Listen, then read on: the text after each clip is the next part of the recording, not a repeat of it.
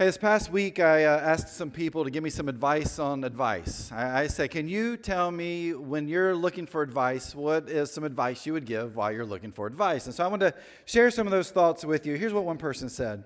They said, ask for advice from people who will be honest with you, but be prepared to hear what they have to say, even if you don't like it.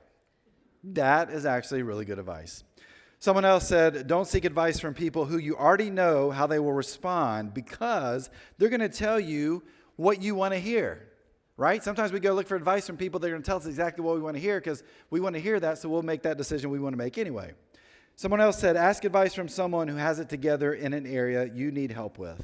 For example, don't ask for relationship advice from someone who is in chronically poor relationships. Isn't that really good advice? Someone gave very specific advice to pregnant ladies. Here's what she said. She said, the best advice I can give pregnant women is to ignore everyone's advice because everyone loves to give pregnant women advice. Is that true if you've ever been pregnant? Yeah. The same person also gave the worst advice that anyone has ever given me. Here's what they said. Always trust cat people. Yep, terrible advice. All right, I'm just kidding there. Actually, they did say that. That's terrible advice. But by the way, look, we all want to be better at life, right? We want to be better in our relationships and our friendships and marriage and parenting. We want to be better at the work we do. We want to be better when it comes to our finances and making big decisions. We want to be better when it comes to our spiritual life. But that means so often we've got to go out and find people who will influence us and invest in us to give us wise counsel. But that's the problem.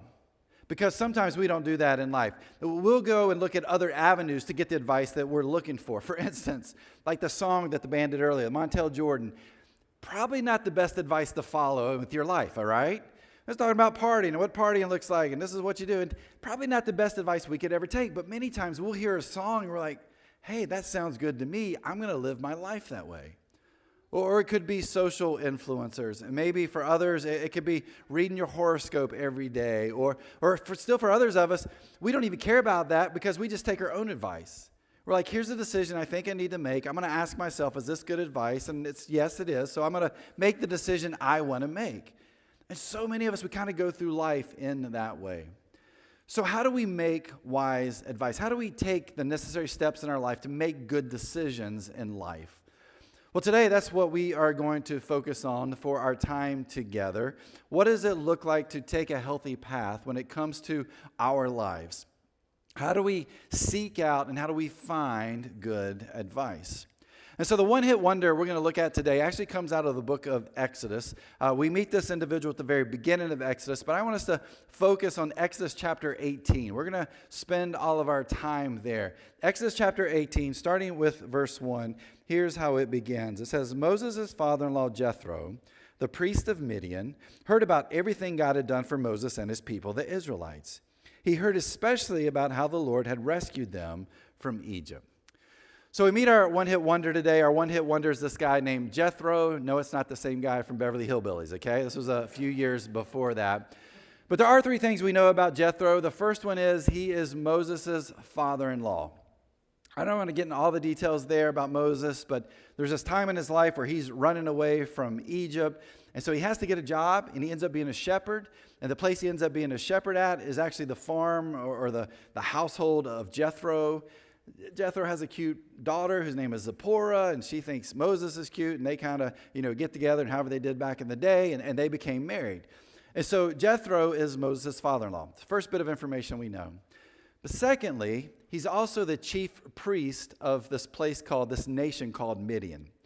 Now, Midian was a polytheistic society, which means they believe in many gods. And so Jethro's job was to kind of oversee the religious landscape for this particular group. And so his job, he was a pretty high-ranking official within the government of Midian. And so now we know this piece of information about Jethro. But the last bit of information we know, because he's a Midianite, that means he's not an Israelite. It means he's not like Moses. And that also means he's not following Moses' God. But as we look here, as we're first introduced to Jethro, we see that he has heard about what Moses' God has done. that Moses' God helped lead the Israelites out of Egypt, out of slavery, into this place of freedom. And so Jethro really begins by celebrating this experience the Israelites had with Moses. And the next few verses kind of walk through that. But I want to shoot on down to verse 10. Because there's this conversation that Moses and Jethro have that's so important. It says, "Praise the Lord," Jethro said, "for he has rescued you from the Egyptians and from Pharaoh. Yes, he has rescued Israel from the powerful hand of Egypt. I now know that the Lord is greater than all other gods, because he rescued his people from the oppression of the proud Egyptians." Again, Jethro has heard all that God did for the Israelites, bringing them out of slavery. He acknowledges the power of this God. And again, there's a celebration that happens. But kind of like we do here, people come to visit us because, people want to come to D.C. and check everything out. So they come visit us, and we might take a day or two off. And Moses takes a day or two off, but he's got to go back to work. And so he has this interaction with Jethro, and then he goes back to work. And here's what we find in verse 13. It says, "The next day Moses took his seat to hear the people's disputes against each other. They waited before him from morning till evening." Now I want to put yourself into the context of what's happening here. Moses, because of God, has led the Israelites out of Egypt, and this has just happened very, very recently. So here's what this means. There's not any structure in place for this group that's this large nomadic tribe that's going through the desert. There's really no structure here. There's no organization. There's no real leadership in place. I mean, you got Moses, you got his brother Aaron, but beyond that, we really don't see much more that we can kind of pull from what we see here in the book of Exodus. Now, there wasn't just like 50 people with them, okay? The population of the Israelite nation, and again, man, we don't have a specific number. We have some ideas. On the low end, some people say about 30,000 people, which that's a lot of people, right? On the high end, some will say 2.4 million people. That's a lot of people too. Now, it's potentially that it's right there in the middle somewhere, maybe 600,000 people. But no matter how many people that we can kind of guess at, there's a ton of people. And Moses sees his job as one thing. Here's Moses' job: to listen to the disputes of the people all day long. Now, it's summertime, and if you have kids at home and you're not homeschooling them during the summer or they're not going to school, you know from the time they wake up to the time they go to bed, you're playing referee, right? You are working through all of these different disputes that they may have. Or maybe you're at work and you've got coworkers, and from the morning to the evening, they fight back and forth, and your job is to get in there and to referee all these conversations, all these disputes. Well, that's exactly what Moses is doing. He's spending time dealing with these disputes. Now, some of them are legit. They're real disputes. Some of them, they're not. But he thinks it's his job to deal with this. And so Jethro jumps in, and he throws out some questions to Moses as he's kind of in the background watching all of this happen. Verse 14. It says, "When Moses' father-in-law saw that Moses was doing for the people, he asked, 'What are you really accomplishing here? I mean, why are you trying to do all this alone while everyone stands around you from morning till evening?'" Here's a question for you. Do you know people like Moses? Or better yet, here's a better question. Are you that person? Are you like Moses? Where you think everything rises and falls with you. Because you carry a title, you carry a position, you have certain skills, you have certain abilities, and you think in your mind, I'm the only one who can do this. And so you never, ever share the responsibility with other people, which means nothing's really ever getting accomplished, is it? Because it all falls on you. You carry this burden because this is the burden that you want to carry, and you never share that responsibility with others around you. And what do we know about that? It never helps. And in fact, in the end, it makes things worse. We think we're being ambitious, but I think it's really about control. I think for Moses, it really was about control.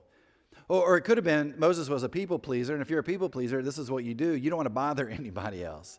And so I'm afraid if I ask that person, I'm going to take them away for what's important to them. And so we never pull them in. We never give them any responsibilities. Whatever the case may have been, Jethro sits in the background. He sees this happening, and he's like, Moses, you can't live this life, dude. You can't continue to do this. You've got to change.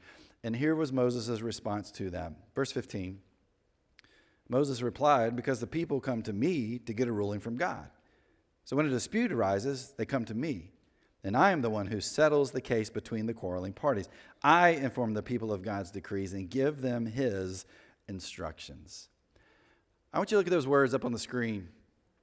And I want you to notice something about it, because wording matters. Language matters. Do you see what Moses says here? He says, people come to who? Me to get a ruling. They come to me. And I settle cases. I am the one. I inform. Moses is making this all about him. And maybe in his mind he says, God has chosen me to do this. And so I need to have this responsibility. I need to take this seriously. This is what I need to do. But Jethro is there to say, no, this isn't the way this is going to work. Because again, Moses, this isn't good for you and this isn't good for the people. And yet Moses is carrying all the burden. And it almost seems like he doesn't want to give it up. But Jethro responds to Moses. In verse 17, he says, this is not good. And there's an exclamation point there, by the way. He's like, Moses, you can't keep doing this, dude. You can't keep living this life. It's not good for you. Basically, people don't really like you because they never get a chance to meet with you and talk about their disputes. And then he shares why this isn't good. Look at verse 18. He says, you're going to wear yourself out, and the people too. This job is too heavy a burden for you to handle all by yourself. I asked a little bit earlier, do you know this person that's like Moses, or are you like Moses? And if you know this person, or if you are like Moses, here's one of the things that you know about yourself, or that other people know about you, or you know about people that are like this. You are always tired. You are always worn out. And the chances are pretty good that you are burning out or burnt out. Because you can't continue to carry all of that responsibility on your own. Now, here is Jethro. And he sees this, and maybe it's his own experiences in his life. And he's like, hey, Moses, let me tell you about my life, and let me tell you how I got to where I am today and how you can be like that. Maybe it's the knowledge of watching other people's experiences. I mean, being a high-ranking official in the Midianite nation, he probably saw people that were like Moses. Whatever it may have been, Jethro sees this and knows it's not good for everybody. And so then he gives Moses this advice in verse 19. He says, now listen to me, and let me give you a word of advice, and may God be with you. You should continue to be the people's representative before God, bring in their disputes to him. Teach them God's decrees and give them his instructions. Show them how to conduct their lives. Now, I love this because, again, here we have Jethro, who is overseeing this polytheistic religious landscape. And yet, do you see what he tells Moses? He doesn't tell Moses, hey, let me throw in some of my gods and you can kind of talk to them. He's like, no, you keep following your God, Moses. Your God's actually really, really powerful, really, really important, and you need to keep being that representative. But you need to continue to follow your God. But here's the deal. You also need to find some breathing room. You need to find some space in your life. Now, what Jethro says here is kind of the advice that sometimes we get from people. We talk about something happening in our life and we ask for advice and people give it to us and it's kind of vague. And so he could have stopped right here. Jethro could have been done, but he doesn't want to remain vague. He actually wants to give details. And so he shares details with Moses. Verse 21, he says, but select from all the people some capable, honest men who fear God and hate bribes. Appoint them as leaders over groups of 1,150 and 10. They should always be available to solve the people's common disputes, but have them bring the major cases to you. Let the leaders decide the smaller matters themselves. They will help you carry the load, making the task easier for you. Jethro not only says, hey, you need to change things, he says, this is how you need to do it. And so he gives Moses these next steps. Now, based on what Jethro says here, a lot of what he says really comes out of some of the nations and their military structure in that day. That was really how things were set up. And I know we have many military here at the Journey, and it probably hasn't changed a whole lot in a few thousand years, right? And so as we look through this, the structure that he gives them actually is a good structure. And there's three things that we find here, three pieces of advice. The first one is appoint leaders to lead different size groups. So 1,000, 150, and 10. Then the next thing he says is you take the big cases, let them handle the smaller stuff. So all the really big stuff, Moses, you still need to take care of. You still need to hear those disputes. You still need to seek out God and find answers there. But the smaller stuff, let those leaders figure that out. But then lastly, he gives him ideas of what it looks like to find the right people to lead these different size groups. He says, make sure they are moral. Go back and look there. He says, find capable, honest people. And then he says, people who hate bribes. But more importantly, he says, people who fear God. Do you notice he doesn't say find the smartest, find the most intelligent, find the person that has the most degrees? He doesn't say that at all. He says go out and find the most moral people and put them in charge of these different size groups of people. Moses, this is what you need to do. And then he says this in verse 23. He says, if you follow this advice, and if God commands you to do so, then you will be able to endure the pressures, and all these people will go home in peace. Now look back at this. Jethro doesn't say, Moses, do this. Do you see what he says there? He says, if you follow this advice. He says, Moses, look, man, you're a big boy. You can figure this out. I'm going to give you this advice. I'm going to give you details about what you should be doing, the steps that you should be taking. But in the end, you need to figure this out yourself. In fact, go talk to your God, pray to your God, ask your God for guidance. Make sure this is the right direction that you need to do. And if it is, then follow through with it. Because if you do, your life, man, it's going to be so much better. And the life of the people around you, man, they're going to like you so much more. And you know that daughter of mine that you married, she's going to be a lot happier too because you're going to be home a lot more than you are right now. And so there might be an ulterior motive here for Jethro. I'm not quite sure. But it continues on, verse 24. It says, Moses listened to his father-in-law's advice and followed his suggestions. He chose capable men from all over Israel and appointed them as leaders over the people. He put them in charge of groups of 1,000, 150, and 10. Now, these men were always available to solve the people's common disputes. They brought the major cases to Moses, but they took care of the smaller matters themselves. So what does Moses do? He follows that advice. He listens to his father-in-law. He listens to those details, and he puts that into play, puts that into practice, and everyone was happier. Then look at verse 27. Soon after this, Moses said goodbye to his father-in-law, who returned to his own land. Now, the Hebrew there, it actually goes through a little bit more details. It says the father-in-law, Jethro, he rode off into the sunset on his camel, leaving behind his daughter and all his grandkids so Moses could take care of them, right? Because Moses actually left all of them with him before, and so he was probably thankful to get rid of them. It doesn't really say that in the Hebrew. What you read there is what it really says. But this is probably what Jethro was thinking as he's saying goodbye to Moses. But what can we learn from Jethro? What can we learn from this conversation he has with Moses about advice in our lives? Now, there's a ton of stuff here. As I'm reading through this, I'm thinking about being as a pastor. What does this look like within the church structure? How do I put this into practice here? And there's a ton of stuff there. If you're a leader, there's a ton of stuff here to learn about leadership. But if we're talking about just living life and living it better, the way God intended it, what would that advice look like? And so as I read through this, there were 5 things I pulled out of this conversation that I hope can help you because it helped me as I was writing this over the past few weeks. Here's the first thing. Stop running so fast. Stop running so fast. A few weeks back, we were in North Carolina celebrating my parents' 50th wedding anniversary, and it was a moment where it was me and my dad and my 2 brothers and just kind of hanging out, and just talking a little bit. And my dad stopped for a second, and then he made this big apology to us. And he told us, he's like, hey boys, I wish I could go back and change the way things were when you guys were growing up. He's like, I missed so much of your growing up years. He's like, I was always working. I was always gone. I was always busy. And I can attest to that to being true, that my dad was always gone. He was always busy. He was always meeting with people. And if you don't know this, my dad was a pastor for 42 years. And so sometimes we think, hey, if you're a pastor, if you work in a church, man, you've got all this free time, and you don't waste your time, and you know how to slow down. Hey, pastors don't know how to slow down either.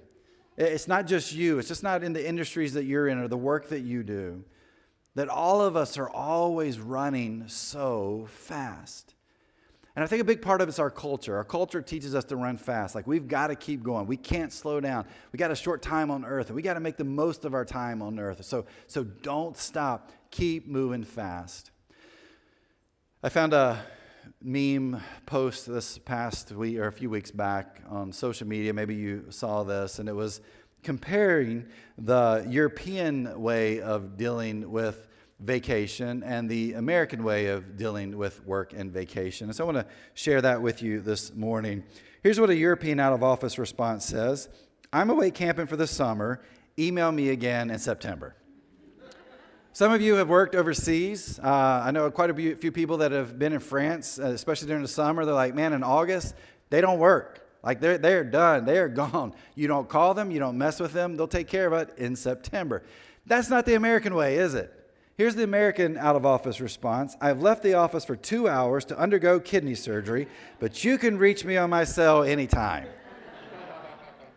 True, though, isn't it? We're laughing because it's true. It's like, I'm in the hospital, but go ahead, give me a call, text me, I'll take care of whatever I need to take care of. We are always running fast. And when you look at Moses was running fast too. I mean, think about these things that he did. He was the leader, he was a ruler, he was a judge, he was a jury. Oh, by the way, he was a dad, he was a husband, he was a son-in-law. I mean, he had all these different roles, and he's trying to do everything. Here is Moses, who's running so fast. And maybe thinks he's running and doing good things. But in the end, Jethro's like, Moses, you're hurting the people around you. That this isn't good for anyone.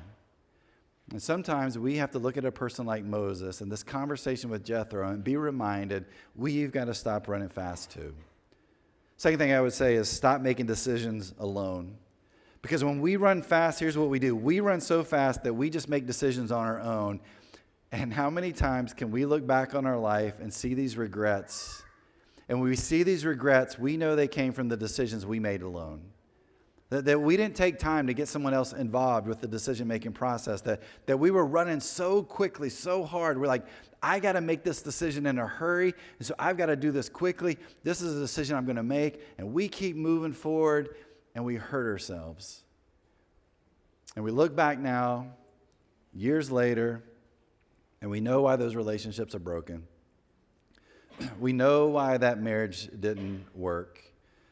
We know why our finances are in shambles. It's because we tried to go through life making decisions alone. And Jethro says, Moses, you cannot do this. You need to bring others into this with you to help you make these decisions. You can't carry this whole burden. There have to be others that are part of this too. And so he says, you've got to stop running so fast. And you've got to stop making decisions alone.